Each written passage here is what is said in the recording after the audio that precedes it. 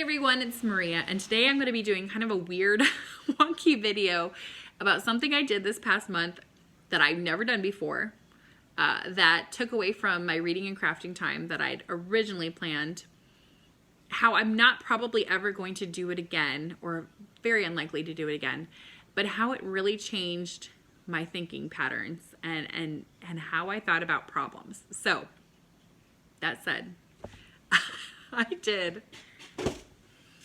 a 1,000 piece Star Wars puzzle.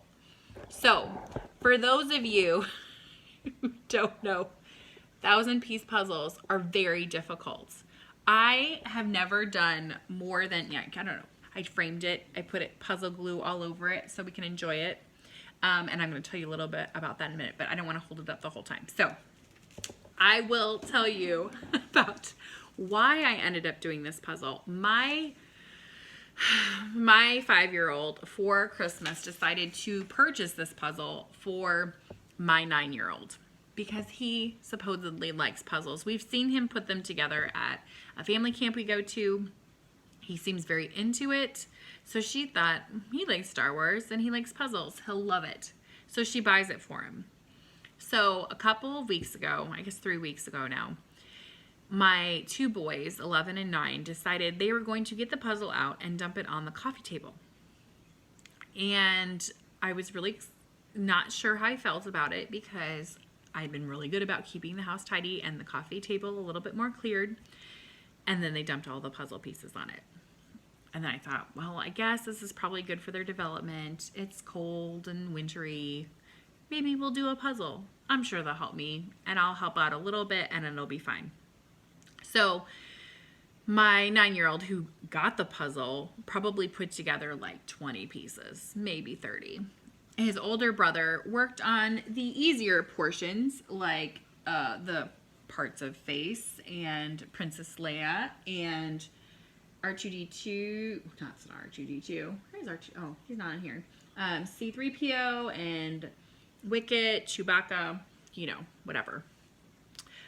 Did not do Luke. I mean, he did some of his face. He did a little bit of Emperor Palpatine's face. None of Darth Vader. None of the ships. Maybe, yeah.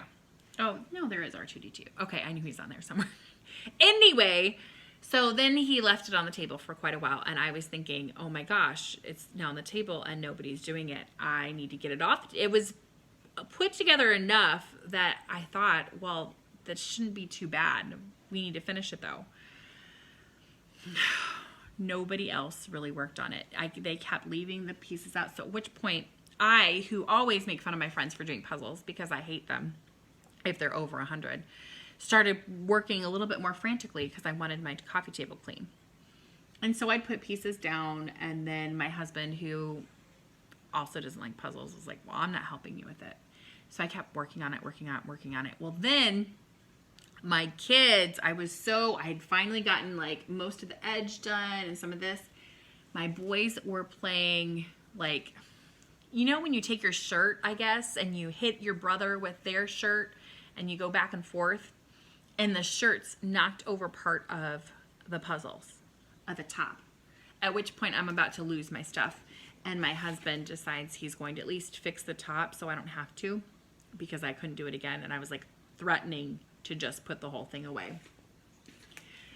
So finally, he finishes that part. Well, I don't know if you know about puzzles, because you might also be like me.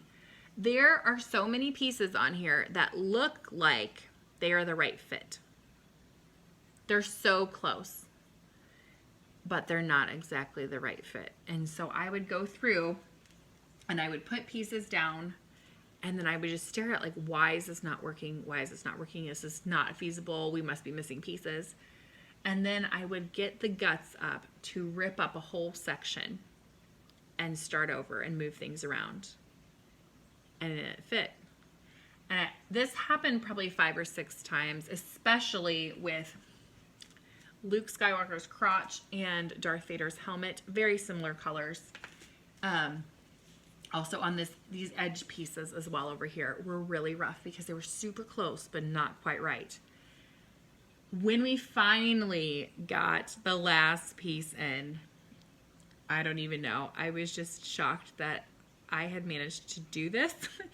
And for me, the big takeaway from it, besides trying to put things together and like sections, and I'm not, again, I did not do the edge first because I had to rip up the edge several times at the end to make it work.